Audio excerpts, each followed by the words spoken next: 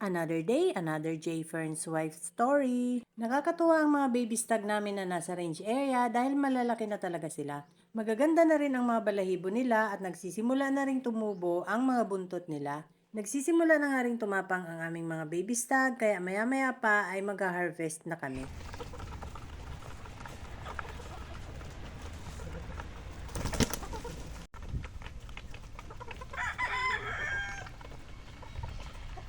Ito naman yung mga manok na pinungusan ni Jayfern.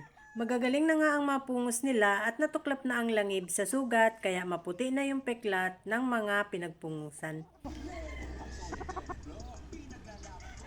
Lahat ng pinungusan ni Jayfern ngayon ay anak ng aming Dingfair 5K Sweater Broodhen. Natatakpan na nga ng palong ang mga mata ng aming baby stag kaya pinungusan na ni Jayfern.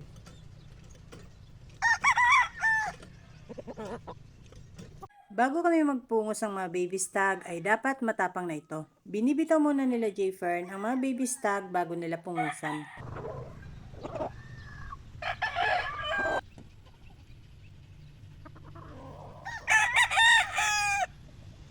Ito namang mga cockerels namin ay sa multi-purpose pen namin sila nilalagay magdamag para safe sila sa pusa. Kapag umaga naman bago namin sila alpasan, ay pinapatuka muna namin sa loob ng multi-purpose pen. At kapag ganyang nagkakagulo na nga at may namamalo na, binubuksan ko na ang lahat ng pinto para lumabas na sila.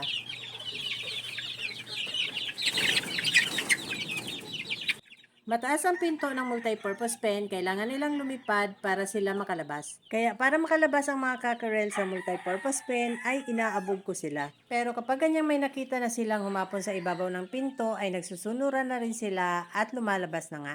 May mga pailan-ilan pa rin natitira sa loob ng multi-purpose pen kaya ang ginagawa ko ay hinuhuli ko na lang or kaya inaabog para lumabas ng pinto.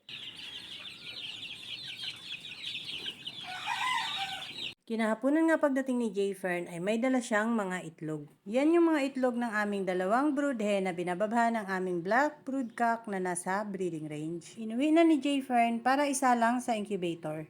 Tigpitong itlog na yung dalawang inahin at sabi ni Jayfern parang lilimlim na kaya kinuha niya ang mga itlog para isa lang sa incubator para dire-diretso pa rin ang pangingitlog ng dalawang broodhen. Kaya madami kami ngayong nakasalang sa incubator, mababawasan lang yan kapag nag-candling dahil matatanggal yung mga itlog na walang similya. At dahil napuno na yung tray ng itlog ay ipinatong na lang ni Jayfern sa isang tray yung ibang mga itlog. At itong isang tray na itlog ay sa ilalim na lang niya nilagay.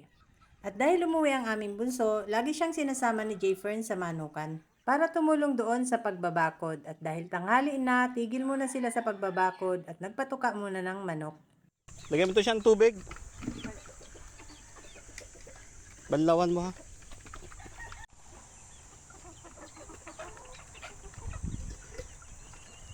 Magtatagulan na dito sa amin kaya pabago-bago ang panahon. Kapag hapon or gabi ay maulan, kapag tanghali naman ay sobrang init. Kaya para lumakas ang resistensya ng aming mga cockerels, ay Multilite Premium ang pinaiinom namin sa kanila palagi. Nakakapag-boost ng immune system ang Multilite Premium kaya malakas ang resistensya ng aming mga cockerels at hindi tinatabla ng mga sipon.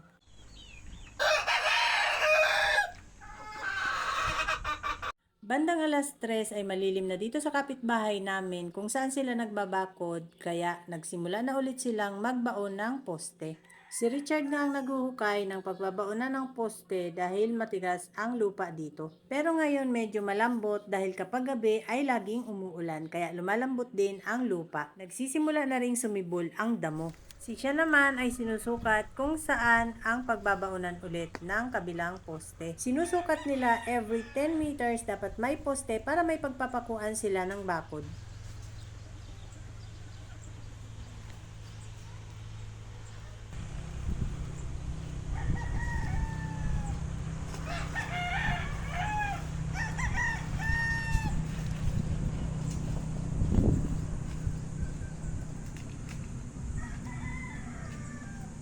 Madaming hantik sa mga puno dito sa gilid kung saan sila banda nagbabakod, kaya maya-maya si Sean bigla na lang nangati ang katawan. Pumasok na sa loob ng damit niya ang hantik at kinagat siya sa may kilikili. Tama na. Hindi na nila kinaya ang kagat ng hante kaya tinigil na muna nila ang pagbabakod. Hapon na kaya inutusan ni Jay Francis siya na magpatuka ng mga manok dito sa range area. Diyan na, lapit mo na yung ibang patukaan dyan. Tama na yan.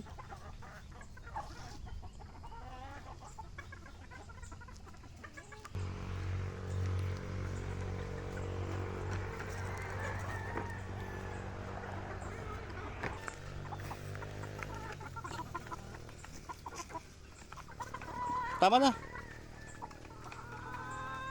Huwag mo na, ilahat mo na. Baka di maubos. That's all guys. Thank you so much for watching. Please like, share, and follow for more. See you on my next video. Bye!